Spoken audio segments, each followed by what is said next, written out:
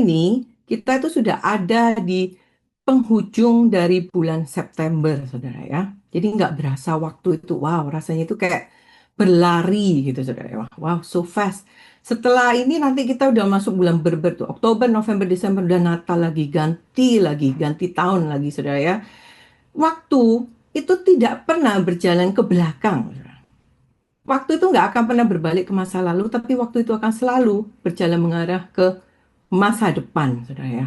Sebab itu, saudara, gereja kita, tema di tahun ini apa? Future Foresight, saudara. Bagaimana kita itu bisa mempersiapkan diri kita, memprediksi masa depan dan mempersiapkan diri kita dengan baik, sehingga kita itu bisa menyongsong menghadapi masa depan dengan baik, saudara. Karena saya percaya setiap kita itu pengen ya dan mau punya masa depan yang gilang gemilang. Berapa banyak saudara yang mau punya masa depan yang gilang gemilang, yang cerah dalam Tuhan? Boleh lambaikan tangannya. Puji nama Tuhan. Jadi saudara, saat ini mari kita mau sama-sama yuk belajar kebenaran firman Tuhan. Yang boleh saya beri judul, relevan dalam Tuhan adalah kunci masa depan. Oke, bisa share screen-nya ya. Relevan dalam Tuhan adalah kunci masa depan. Jadi dari pernyataan ini aja kita belajar, saudara. Oh, berarti kalau kita mau punya masa depan yang cerah, kita harus relevan di dalam Tuhan. Satu bulan ini kita selalu belajar tentang kata relevan, saudara ya. Menjadi berguna, terang, dan garam, selalu up to date, selalu diperbaharui. Pertanyaannya sekarang, oke, saya mau punya masa depan yang gilang gemilang dalam Tuhan. Pertanyaannya berarti kan, bagaimana saya bisa terus relevan di dalam Tuhan? Saya bertanya, how? Bagaimana bisa terus relevan dalam Tuhan? Mari kita baca ayat firman Tuhannya, saudara. Dari kitab Kolose pasal 3 ayat yang ke-10, yang diambil dari kitab Bahasa Indonesia Masa Kini, dikatakan, kalian sekarang sudah diberi hidup yang baru. Kalian adalah manusia baru yang sedang diperbaharui terus-menerus oleh penciptanya, yaitu Allah, menurut rupanya sendiri. Maksudnya ialah supaya kalian mengenal Allah dengan sempurna. Kita lihat di sini, saudara ya, ada kata manusia baru yang saya kasih warna, dan juga ada kata-kata yang mengatakan yang sedang diperbaharui terus-menerus oleh penciptanya, yaitu Allah. Jadi saudara, bagaimana kita bisa terus relevan di dalam Tuhan? Yang pertama, pastikan kita hidup sebagai manusia baru. Hah? Manusia baru? Apa itu maksudnya? Apakah terus kita ganti ganti status, saudara, ganti nama atau bagaimana, saudara ya? Mari kita belajar apa yang firman Tuhan ajarkan tentang manusia baru, saudara ya. Dalam kitab 2 Korintus pasal 5 ayat 17 dikatakan, orang yang sudah bersatu dengan Kristus menjadi manusia baru sama sekali. Yang lama sudah tidak ada lagi, semuanya sudah menjadi baru. Jadi saudara ya, dikatakan di sini orang yang sudah bersatu dengan Kristus. Nah, pegang nih kuncinya ya. Bersatu dengan Kristus itu menjadi manusia baru sama sekali. Berarti ada kata yang lama, manusia lama sudah tidak ada lagi. Semuanya sudah menjadi baru. Oke, itu yang pertama. Dan yang kedua, arti manusia baru dalam kitab Galatia pasal 2 ayat 20 lebih ditegaskan lagi, dikatakan, namun aku hidup, tetapi bukan lagi aku sendiri yang hidup, melainkan Kristus yang hidup di dalam aku.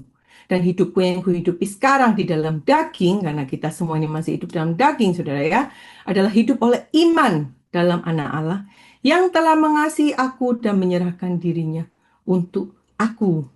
Oh, oke. Jadi sekarang kita mengerti, saudara ya, bahwa manusia baru itu artinya apa? Manusia baru artinya kita menjadi satu dengan Kristus. Dan manusia baru berarti juga memberikan kita identitas yang baru. Identitas jati kita sekarang adalah Kristus, bukan lagi diri kita sendiri, saudara ya. Sangat penting kita harus tahu bahwa kita ini sekarang manusia baru, kita itu sudah jadi satu dengan Kristus. Dan identitas jati kita itu Kristus, bukan lagi saya sendiri, saudara ya. Oke. Lalu sekarang pertanyaannya, Oke, sekarang gimana cara ngeceknya? Make sure dong, pengen tahu apa saya ini sudah menghidupi sebagai manusia baru atau belum ya? Gimana? Tadi kita belajar sudah ya, ada kata-kata manusia. Kalau ada manusia baru berarti ada manusia lama, saudara ya. Kalau ada baju baru, ada baju lama, sepatu baru, ada sepatu lama, saudara. Jadi bagaimana caranya kita bisa membedakan antara manusia lama dan manusia baru? Oke, sekali lagi kita akan baca banyak firman Tuhan, saudara ya, karena firman Tuhan itulah pelita buat kehidupan kita. Apa yang firman Tuhan katakan? Dalam kitab Galatia pasal 5 ayat 16 sampai 17 dikatakan, maksudku ialah hiduplah oleh roh. Roh di sini huruf besar yaitu berbicara tentang Roh Kudus. Maka kamu tidak akan menuruti keinginan daging. Sebab keinginan daging berlawanan dengan keinginan roh. Roh di sini Roh Kudus dan keinginan Roh Kudus berlawanan dengan keinginan daging karena keduanya bertentangan. Sehingga kamu setiap kali tidak melakukan apa yang kamu kehendaki. Lalu lanjut, perbuatan daging telah nyata, yaitu percabulan, kecemaran, hawa nafsu, penyembahan berhala, sihir, perseteruan, perselisihan, iri hati, amarah, kepentingan diri sendiri, percidraan, roh pemecah, kedengkian, kemabukan, pesta pora, dan sebagainya. Terhadap semuanya itu kuperingatkan kamu seperti yang telah kubuat dahulu bahwa barang siapa melakukan hal-hal yang demikian, ia tidak akan mendapat bagian dalam kerajaan Allah. Wow, saudara, keras banget ya firman ini, saudara ya. Jadi, di firman Tuhan dengan jelas mengatakan, kalau kita ini tidak hidup sebagai manusia baru, tadi kan dikatakan manusia baru itu bersatu dengan Kristus. Kita tahu Tuhan kita Kristus itu adalah roh. Roh apa, saudara? Tuhan yang kudus. Roh Kudus. Jadi kalau kita itu disatukan dengan Roh Kudus, hidup kita itu harusnya sudah meninggalkan perbuatan daging, yaitu hidup kita yang lama. Tadi kita perbandingan ya, manusia lama, manusia baru. Jadi sekarang kita tahu, oh berarti perbuatan manusia lama itu tadi itu daging yang firman Tuhan katakan. Percabulan, kecemaran, hawa nafsu, penyembahan berhala, sihir, perseteruan, perselisihan, iri hati, amarah, kepentingan diri sendiri, percidraan, roh pemecah, kedengkian, kemabukan, pesta pora, dan sebagainya. Jadi saudara, kita cek sekarang, apakah aku itu masih melakukan hal-hal itu? Berarti kalau saudara masih melakukan hal itu, berarti saudara itu masih hidup sebagai manusia lama, saudara. The good news is, kabar baiknya Tuhan tuh baik. Karena itu kita semua hari ini ada sama-sama kita belajar. Oh, berarti saya salah. Gampang saudara, Tuhan bilang kamu bertobat dan berbalik mengikut tuntunan Roh Kudus menurut kebenaran firman Tuhan. Jadi tadi kalau kita sudah belajar tentang oke, itu berarti manusia lama. Berarti manusia barunya itu apa? Seperti apa gitu ya. Oke. Mari kita sekali lagi mau sama-sama membaca. Tetapi buah roh di sini berbicara tentang buah-buah Roh Kudus, ialah kasih, sukacita, damai sejahtera, kesabaran, kemurahan, kebaikan, kesetiaan, kelemah lembutan, penguasaan diri. Tidak ada hukum yang menentang hal-hal itu. Sekali lagi, buah roh ialah kasih, sukacita, damai sejahtera, kesabaran, kemurahan, kebaikan, kesetiaan, kelemah lembutan, dan penguasaan diri. Tidak ada hukum yang menentang hal-hal itu. Jadi sekarang kita tahu saudara, oh berarti Tuhan mau kita meninggalkan kedagingan kita, manusia lama kita, dan kita bersatu dengan Kristus. Ketika kita bersatu dengan Kristus, roh Allah, roh kudus tinggal di dalam aku, sehingga aku punya identitas baru. Ketika orang melihat Sisilia, tuh orang nggak lagi lihat Sisilia yang hidup dalam kedagingan, yang di dalam tadi dosa, kemarahan, kegeraman, iri hati, perseteruan. Enggak. Orang harusnya sekarang ketika melihat saya, melihat bahwa saya adalah orang yang penuh kasih, penuh sukacita, penuh kesabaran, penuh kemurahan, penuh kebaikan, saudara. Itulah yang disebut sebagai manusia baru. Saya percaya kita semua di tempat ini, kita semua bukan orang-orang sempurna, saudara, tapi kita semua adalah orang-orang yang telah dibenarkan oleh Kristus, dan setiap hari kita mau selalu berproses untuk menjadi semakin serupa dengan Kristus, saudara ya. Karena itu, saudara, sekarang mungkin dulu engkau nggak tahu, kita nggak tahu, sekarang kita sudah tahu. Yuk, firman Tuhan bilang, orang yang bijaksana adalah orang-orang yang mendengar firman Tuhan dan terlebih mempraktekannya dalam kehidupannya masing-masing, saudara ya. Sebab itu, saudara, yuk kita mau sama-sama belajar. Sekarang aku mau hidup sebagai manusia baru. Jadi, saudara, pertanyaan, kalau orang menghina engkau, kalau orang merendahkan engkau, kau tahu dong sebagai manusia baru, oh iya, orang menghina saya itu sebenarnya menghina pencipta saya. Wong yang di dalam saya itu Tuhan Yesus, dia sedang menghina Tuhan Yesus. Sekarang berarti reaksi kan? Reaksi saya gimana ya? What would Jesus do? Kalau Tuhan Yesus yang dihina, apa yang Tuhan Yesus kerjakan? Apa? Pukul pipi kanan, hajar pipi kiri kanan atas bawah, apa seperti itu? Kan enggak, saudara ya. Firman Tuhan dengan jelas berkata, kamu ditampar pipi kiri, malah berikan pipi kanan. Kalau musuhmu minta, katanya minta baju, suruh kasih semuanya, jaketnya, semuanya, topinya, semua kasih, saudara. Itu Tuhan, saudara ya. Karena itu kita tahu bahwa, oh berarti saya ini manusia baru yang setiap hari harus makin serupa seperti Kristus. Saya mau. Ya, kita mungkin masih akan terus jatuh bangun, nggak mampu, tetapi Tuhan yang memampukan kita. Karena apa? Karena ada Roh Kudus di dalam kita semua. Puji nama Tuhan, saudara. Mari sekarang kita mau lihat ya. Oke, jadi ciri-cirinya manusia baru itu seperti apa? Saudara ya, tadi kita kan sudah belajar, saudara ya. Kalau boleh saya ringkaskan, manusia baru itu adalah orang yang percaya Yesus, bertobat dan lahir baru. Ini amat sangat penting, saudara. Karena tanpa yang pertama ini, tidak akan mungkin saudara bisa menjadi manusia baru dan melakukan semua tadi yang kita mesti kerjakan. Kita percaya, kita bertobat, dan ketika kita percaya bertobat menerima Yesus sebagai Tuhan dan Juru Selamat, kita tahu di situ ada pertukaran di alam roh, saudara ya. Roh kita yang lama mati bersama Kristus, dan kita mengalami proses kelahiran baru di dalam roh, saudara.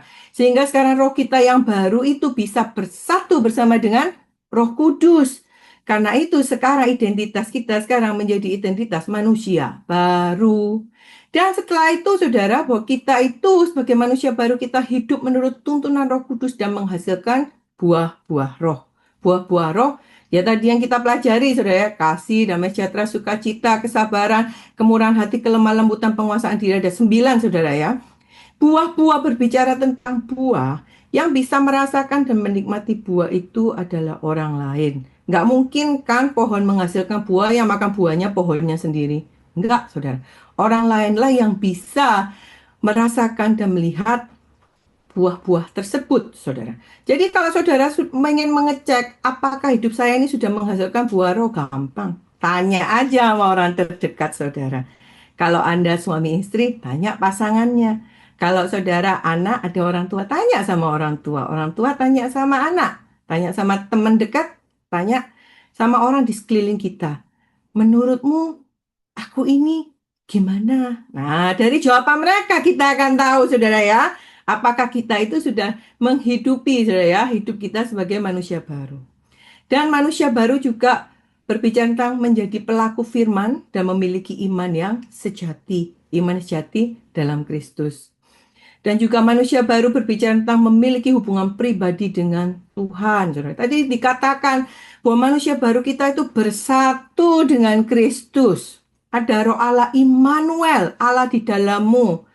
Lah gimana kita itu bisa bersatu dan gimana kita itu bisa punya hubungan, saudara, kalau nggak pernah doa, saudara, nggak pernah baca firman, nggak pernah ikut ibadah, saudara, nggak pernah berdoa sendiri di rumah, nggak pernah menyembah. Kan ya, sorry to say kata-katanya munafik, saudara ya.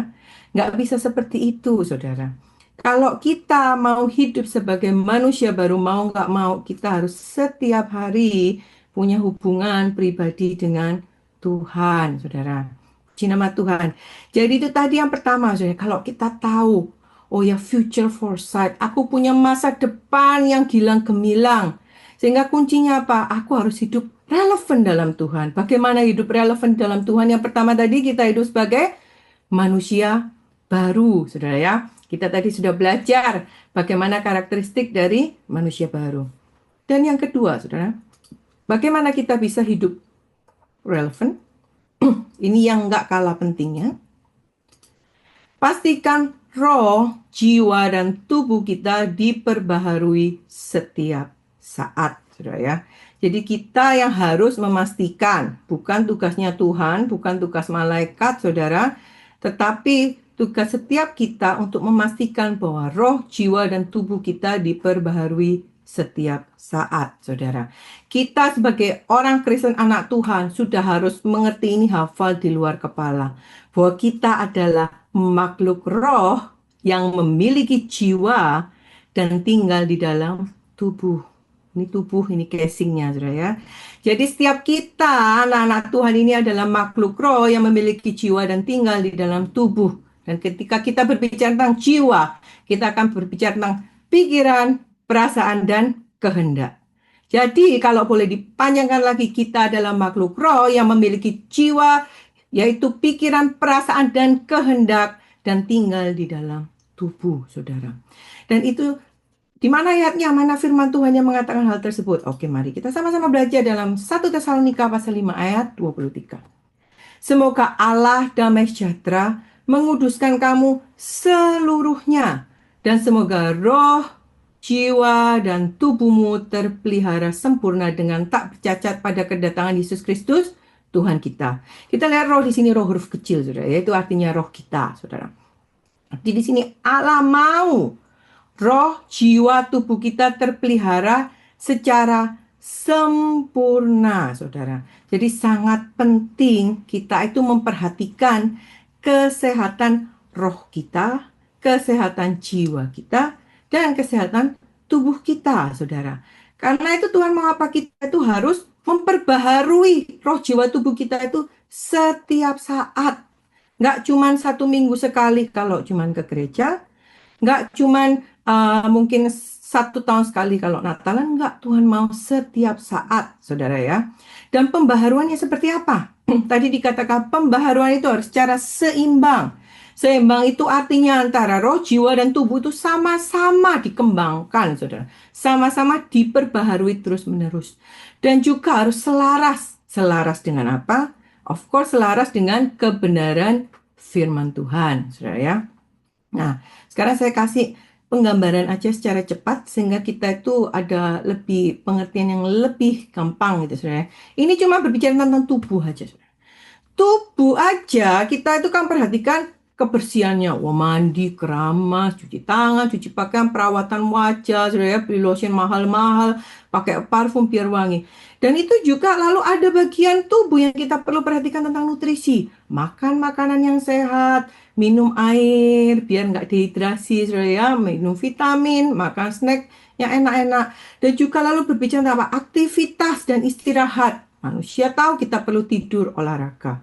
Lalu juga hal-hal yang kita perlukan, pakaian, tentu harus perlu berpakaian, saudara ya. Juga beli tas, sepatu, perhiasan, semuanya itu, saudara. Itu semua berbicara tentang tubuh. Tubuh aja harus balance, benar nggak, saudara? Ada nggak, saudara, kalau orangnya mandi sehari 3 kali, tapi nggak pernah makan, nggak pernah minum, saudara. Kerjanya mandi tidur gitu ya, ya berpakaian. Kira-kira orangnya itu bakal gimana kalau udah pasti lemes-lemes, saudara. Bahkan mungkin kalau terus-menerus bakalan meninggal, saudara. Sama juga mungkin nggak pernah mandi tapi makan terus tidur, makan pakai baju biar baju seindah apapun, saudara ya, makan sehat kayak gimana, tidur tapi nggak pernah mandi juga pasti kalau ketemu orang bau jelek, pasti orang nggak suka, bener nggak, saudara?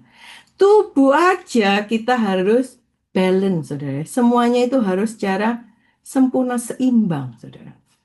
Nah, kita sekarang berbicara tentang jiwa. Tadi belajar, saudara ya, tentang jiwa. Jiwa itu terdiri dari pikiran, perasaan, kehendak. Wah, pikiran.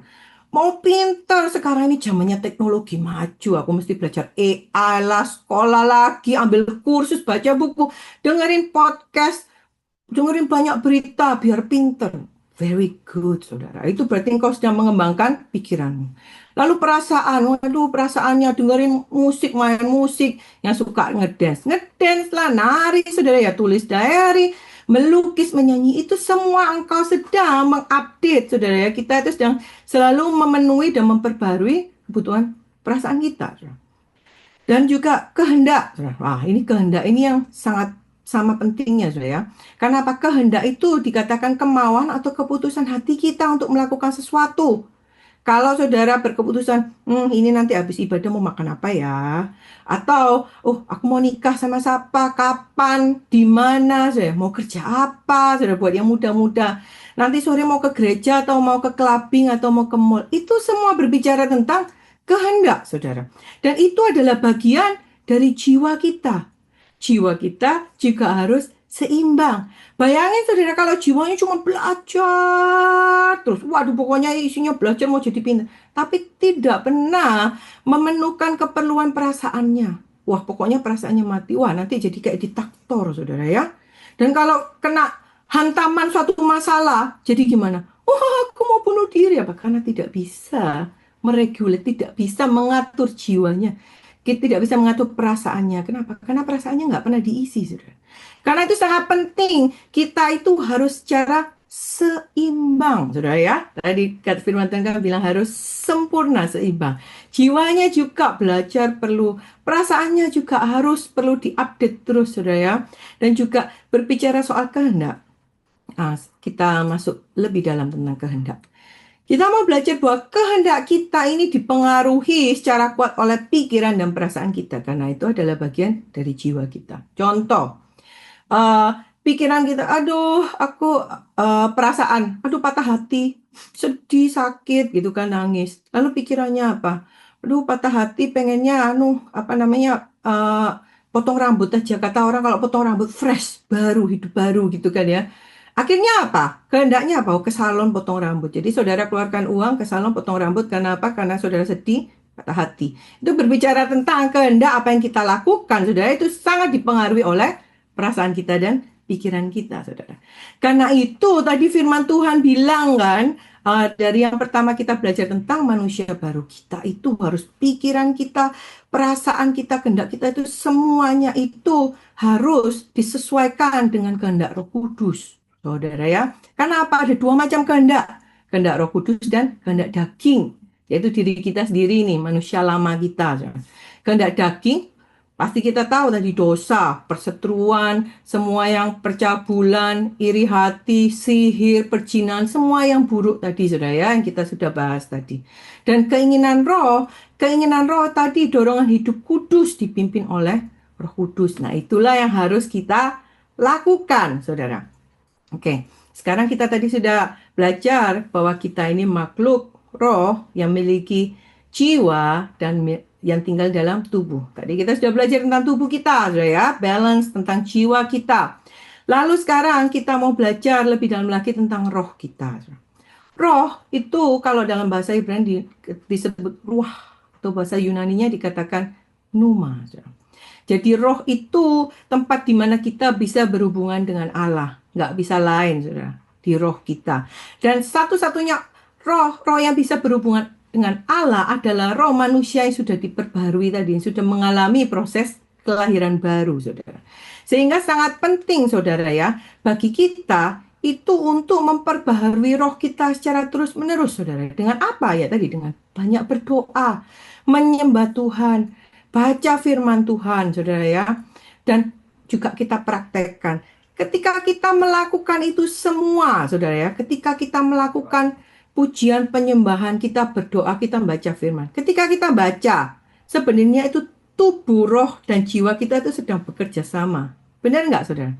Yang melihat, kalau kita baca firman. Yang memegang buku, melihat firman itu mata kita, tubuh kita. Ketika kita membaca firman Tuhan, pikiran kita diperbaharui.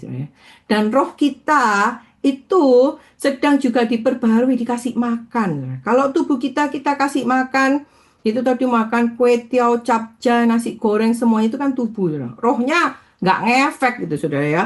Tapi kalau kita baca firman Tuhan, luar biasanya, saudara, berbicara tentang roh. Ketika rohmu itu menyala-nyala dan hidup, itu ngefeknya itu nggak cuman di dalam rohmu, tapi juga ke dalam jiwamu dan ke dalam tubuhmu. Jiwamu itu akan merasa segar, happy gitu kan ya, joy, sukacita, damai sejahtera, saudara. Pikiranmu itu juga terbukakan. Wow, oh ternyata begini ya. Wah, ternyata aku bisa melakukan hal-hal seperti ini. Dan juga tubuh kita juga lebih kuat, saudara. Lebih lebih nggak mudah sakit-sakitan, nggak mudah merasa lemah gitu. Enggak, saudara.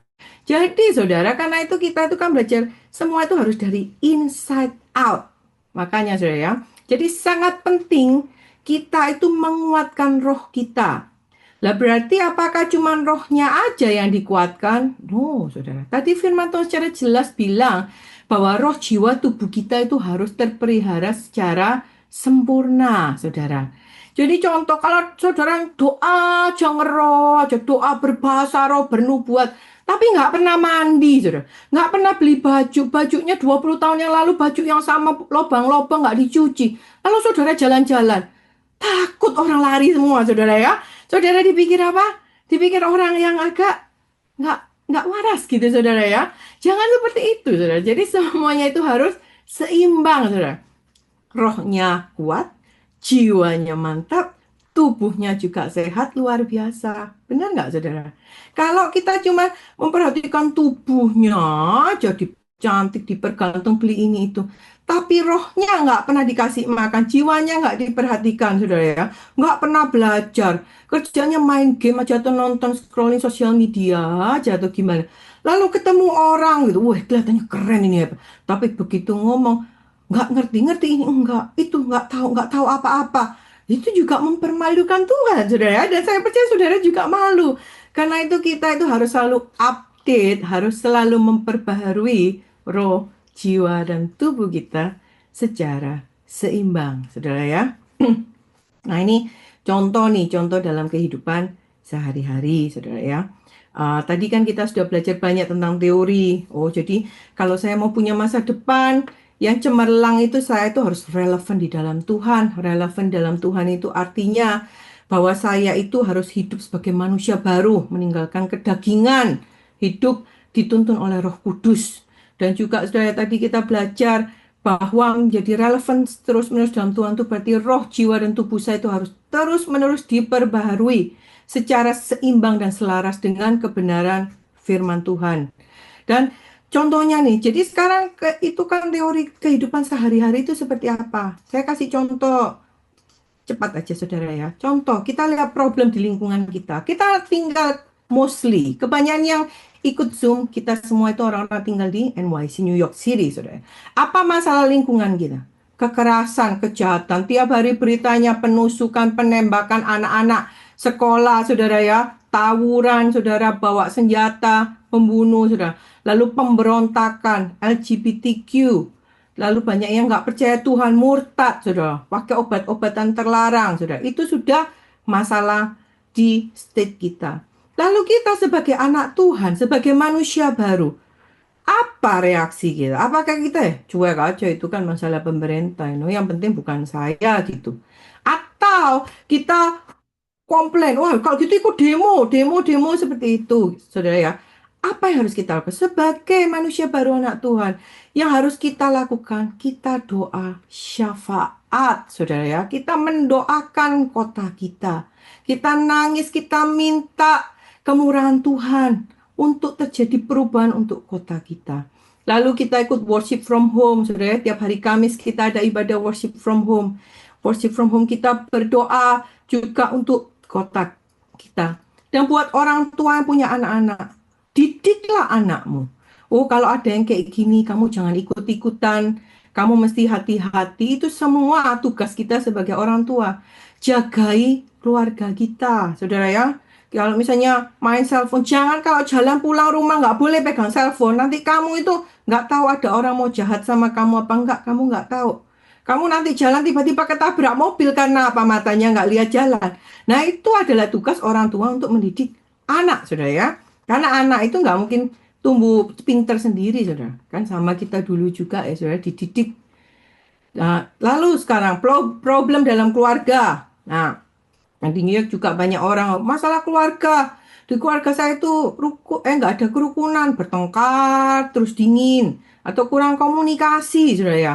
Atau anak saya kurang ajar, udah jadi teenager masih remaja, tidak lagi hormat, murtad, nggak percaya Tuhan, atau mereka terikat kerjaannya main game terus gadget, saudara. Nah, lalu apa yang kita perlu kerjakan? Kita belajar, saudara. Firman Tuhan mengajarkan kita apa? Menurut kebenaran firman Tuhan yang harus ambil alih itu adalah ayah, saudara ya. Jadi saya nggak mengecilkan ibu, saya sendiri seorang ibu dan saya seorang istri. Tetapi firman Tuhan dengan tegas berkata bahwa pemimpin dari keluarga itu adalah bapak. Jadi bapak-bapak itu yang harus bangkit. Bapak-bapak yang harus bertobat. Minta pengampunan Tuhan. Setelah bapaknya bertobat, ajak istrinya bertobat. Setelah bertobat bersama-sama, saudara ya.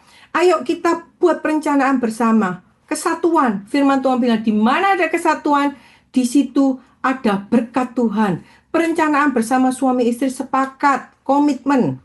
Misalnya apa? Mulai buat schedule. Setiap hari harus makan bersama. Misalnya makan malam, pokoknya setiap hari harus makan bersama. Lalu kalau makan tidak boleh pakai gadget, nggak boleh bawa cellphone, saudara ya. Lalu saudara, secara intentional makan terus ngapain? Harus ngobrol, ngobrol bersama, dan itu harus komitmen dilakukan terus menerus. Nggak cuman hari ini oke berhasil, lalu nanti oke sudah sibuk sendiri lagi bulan depan, nggak bisa. Itu memang harga yang harus kita bayar. Kalau kita sebagai orang tua kita make mistake, saudara ya, kesalahan kita, anak-anak kita sudah terlanjur seperti itu, kita harus. Nah, apakah hal itu gampang? Nggak gampang. Tapi apakah bisa? Ya. Karena apa? Karena kita manusia baru, ada Roh Kudus dalam kita memampukan kita untuk melakukan. Lalu juga yang nggak kalah pentingnya, saudara ya, kita itu juga harus mengadakan doa, doa menyembah, belajar firman Tuhan setiap hari. Yang harus ambil peranan siapa? Sama, bukan ibunya, bapaknya, saudara. Bapak yang bilang, ayo, jam segini, matikan semua TV, cellphone semua, kumpul bersama, baca firman Tuhan. Kita menyembah, kita berdoa. Harus, saudara. Karena apa, saudara? Kalau kalau kita nggak melakukan sekarang, saudara, seperti tadi kita belajar, the future is coming. Kau siap nggak siap? Masa depan itu datang. Anak kita nggak makin bertambah kecil, saudara, makin bertambah besar, saudara. Dan juga perlu untuk komitmen keluar makan bersama-sama. Kalau keluar, telepon taruh di rumah, terutama teenager sehingga benar bisa fokus bersama, saudara ya. Karena apa, saudara? Kita belajar dengan luar biasa seperti ini ya. Kita belajar, oh berarti rohku harus diperbarui, harus balance tubuh jiwa rohku ini harus balance. Seturut firman Tuhan, aku harus hidup sebagai manusia baru. Masa kita tuh orang tuanya yang mau seperti itu? Sedangkan anak kita ini gimana? Anak kita itu adalah masa depan, saudara. Mereka juga perlu untuk hidup sebagai manusia baru. Anak kita juga perlu untuk roh, jiwa, dan tubuhnya diperbaharui. Nah, ini juga kalau misalnya saudara adalah anak dan saudara masih punya orang tua yang belum percaya Tuhan, ya sama, saudara, engkau harus melakukan sesuatu. Kenapa, saudara ya? Penting sekali, saudara, kita tahu bahwa relevan itu artinya kita harus aktif, bekerja, berusaha melakukan bagian kita, saudara. Kita itu anak Tuhan kadang terlalu nyaman, oh pokoknya doa nanti mujizat Tuhan, Tuhan yang bekerja. Nggak seperti itu, saudara. Kita lakukan bagian kita apa yang kita bisa. Lalu bagian yang kita nggak bisa, yang mengubahkan hati anak kita, yang mengubahkan hati orang tua kita, yang mengubahkan hati pasangan kita, itu bagiannya Tuhan. Kita lakukan apa yang kita bisa. Ora et labora, berdoa dan bekerja. Jadi kita berkata, aku punya iman. Tetapi mana imannya kalau nggak ada perbuatan? Firman Tuhan berkata, iman tanpa perbuatan itu mati. Kalau engkau punya iman di dalam Tuhan, kerjakan, saudara. Kerjakan, saudara. Apa sekarang yang menjadi tugas PR-mu? Engkau yang lebih tahu. Tapi kalau ini contoh yang saya kasih karena saya sebagai orang tua, saudara ya, itu yang menjadi PR saya. Dan saya nggak sempurna, sering gagal, tapi mau terus-menerus untuk berusaha menjadi lebih baik lagi, saudara ya. Lalu saudara, Tadi kan kita tahu ya, mengapa kita itu harus relevan itu sangat penting, the future. Why gitu saudara ya. Yang ketiga, karena Tuhan itu merancangkan masa depan yang gemilang bagi setiap kita. Tuhan merencanakan masa depan yang gilang gemilang bagi kita. Firman Tuhan dengan jelas mengatakan di dalam Yeremia pasal 29 ayat 11. Sebab aku ini mengetahui rancangan-rancangan apa yang ada padaku mengenai kamu. Demikianlah firman Tuhan. Yaitu rancangan damai sejahtera dan bukan rancangan kecelakaan. Untuk memberikan kepadamu hari depan yang penuh pengharapan. Oke saudara ya, jadi tadi kita belajar saudara, bahwa relevan dalam Tuhan adalah kunci masa depan. Jadi kita harus pastikan kita hidup sebagai manusia baru. Dan kita pastikan bahwa roh, jiwa, dan tubuh kita selalu diperbarui setiap saat. Karena apa? Karena kita tahu Tuhan itu sudah merancangkan masa depan yang gilang, gemilang bagi kita. Tapi sekali lagi, ada bagian kita yang kita harus kerjakan saudara. Ada bagian kita, ada bagiannya Tuhan. Mari kita semua anak-anak Tuhan, orang-orang yang bijaksana, yang mendengarkan firman Tuhan, nggak cuma untuk melupakan, tapi terlebih untuk melakukan, saudara ya. Kita praktekkan, saudara ya. Saya mau kasih satu contoh aja dari keluarga kami sendiri. Beberapa minggu yang lalu oleh anugerah Tuhan, kami itu secara keluarga juga bersama dengan mama mertua saya dan adik ipar saya. Anugerah Tuhan kita boleh pergi ke Barcelona, saudara ya. Perginya itu selama perjalanan itu selama 9 hari. Kami ini kan punya dua anak teenager, saudara ya. Umurnya hampir 15 tahun dan hampir 11 tahun. Ya saudara tahu anak-anak sekarang sukanya apa? Online lah saudara ya, main game, main cellphone saudara ya. Nah, kita sebagai anak Tuhan, kita sudah tahu dong future foresight. Tujuannya ini pergi adalah untuk enjoy jalan-jalan, terlebih untuk membangun hubungan antara apa generasi anak-anak ini, cucu-cucu dengan orang tua, saudara, dengan orang tua dan neneknya seperti itu. Nah, untuk melakukan hal itu, ada langkah-langkah yang perlu kami lakukan. Jadi langkah yang kami lakukan adalah kami ambillah handphonenya, saudara ya. Jadi kita diajarin dulu, nggak langsung ambil, nggak usah. Kita ajarin, oke tujuannya kita pergi ini, kita kan mau bangun hubungan. Jadi kamu spend time dengan nenek, kamu spend time dengan tante, saudara ya. Itu harus intentional. Kita harus melakukannya. Karena apa? Karena kalau kita nggak intentional melakukannya, sih sudah nanti generasi atas, generasi bawah ini hilang, saudara. Nggak akan ada hubungan, saudara. Dan itu saudara bisa lihat sendiri, nggak cuma di Indonesia pun banyak terjadi, saudara. Jadi kita memang dengan sengaja melakukannya dan kita kasih tahu, kamu bisa hidup tanpa cellphone. Oke, kamu anak Tuhan. Jadi, ayo pergi, enjoy, kita having fun. Jadi kita selama perjalanan 9 hari, saudara, handphonenya itu ditinggal di rumah. Kita pergi, saudara ya. Dan selama pergi, bagaimana, saudara? Apakah fun? Ternyata fun banget, saudara. Ternyata mereka bisa enjoy dan bisa benar-benar menikmati dan memiliki juga hubungan yang baik dengan nenek dan tantenya, saudara. Dari situ kita belajar ya, saudara ya.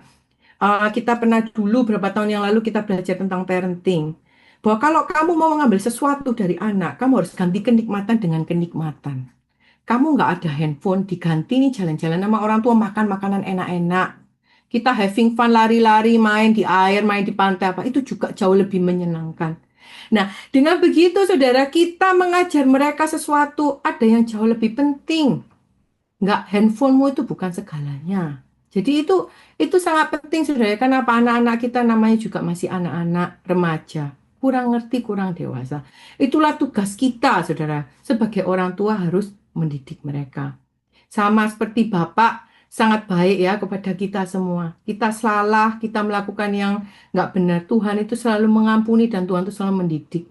Saya mau undang kita semua, yuk. Kita sekarang mau setiap hari saudara ya, kita tahu sendiri tahun 2025 itu begitu banyak hal terjadi saudara. Wow, kita kehilangan begitu banyak tokoh-tokoh rohani yang luar biasa saudara ya.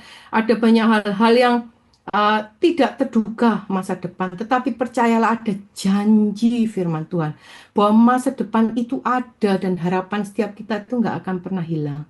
Dan bahwa rancangan Tuhan dalam hidup kita itu adalah rancangan damai sejahtera dan penuh pengharapan, memberikan hari depan penuh pengharapan, saudara ya. Jadi sekarang biarlah kita lakukan bagian kita, yaitu apa? Yuk kita mau sama-sama belajar hidup sebagai manusia baru. Kita mematikan, membuang kedagingan kita. Kita mau hidup dipimpin oleh Roh Kudus, saudara ya. Dan kita mau selalu sering cek and recheck, saudara. Roh jiwa tubuh kita ini mau selalu seimbang dan selaras dengan kebenaran firman Tuhan. Dan biarlah ini saudara ya, suatu pengetahuan dan pengertian yang baik, nggak cuma untuk diri kita sendiri, tapi kita juga bagikan kepada keluarga, orang-orang yang kita kasihi, orang tua, anak-anak, teman-teman, siapapun tuh yang kau kasihi. Biarlah kita semuanya ini boleh selamat dan punya masa depan yang penuh pengharapan di dalam Tuhan. Puji nama Tuhan. Mari kita mau sama-sama berdoa. Terima kasih ya Bapa, hambamu selesai berbicara. Tapi kiranya ya Allah Roh Kudus, Engkau akan terus-menerus bekerja. Dan Kau mau terus-menerus menyempurnakan kami semua. Tuhan, Kau mau selalu terus-menerus memperbaharui roh kami, Tuhan, untuk boleh lebih lagi makin serupa dengan Engkau.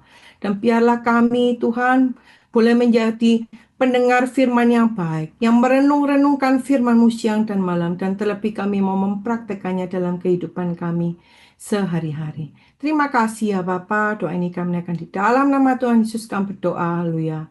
Amin. Amin, amin, amin. Baik saudara, jadi seperti tadi yang saya sampaikan, Pastor Yongki selama 1 bulan ini ada di Indonesia. Beliau ada di Indonesia untuk pelayanan dan juga untuk menjenguk cucu perempuannya, saya. Jadi saudara, sebelum kita menutup ibadah, mari kita mau sama-sama sekali lagi untuk doa penutup ya. Mari kita tundukkan kepala. Bapa yang baik, kami bersyukur buat ibadah hari ini. Tuhan, kami tahu Tuhan bahwa masa depan kami adalah masa depan yang gilang gemilang penuh pengharapan di dalam Tuhan. Kami mau menyerahkan kehidupan kami, keluarga kami, masa depan kami ke dalam Engkau. Dan saat ini Tuhan kami mau berdoa khusus untuk pastor kami yang kami kasih, Pastor Yosua Yongki bersama dengan Ibu Yongki dan yang sekarang lagi pelayanan di Indonesia Tuhan. Kiranya Engkau yang memberkati lebih dan lebih lagi pengurapan daripada Tuhan. Engkau juga yang berkati kesehatannya Tuhan. Engkau yang menjaga dia, meluputkan dia dari segala yang jahat. Dan kiranya Tuhan, Engkau yang menjagai Pastor Yongki dan Ibu Yongki bisa benar-benar menikmati masa-masanya bersama dengan keluarganya di Indonesia. Dan Engkau juga melindungi beliau nanti bisa kembali bersama dengan kami di akhir bulan Oktober. Saat ini Tuhan kami mau pulang. Kiranya ya Allah Roh Kudus Engkau yang senantiasa menyertai menjaga setiap kami, menyempurnakan setiap kami. Kiranya Tuhan menyinarkan wajahnya ke atas kami semuanya. Dan kiranya damai sejahtera sukacita yang daripada Roh Kudus nantiasa ada dalam hidup kita semua. Dari sekarang sampai selama-lamanya. Di dalam nama Tuhan Yesus kami berdoa, haleluya. Amin. Amin. Demikianlah ibadah hari ini. Terima kasih saudara. Tuhan Yesus memberkati.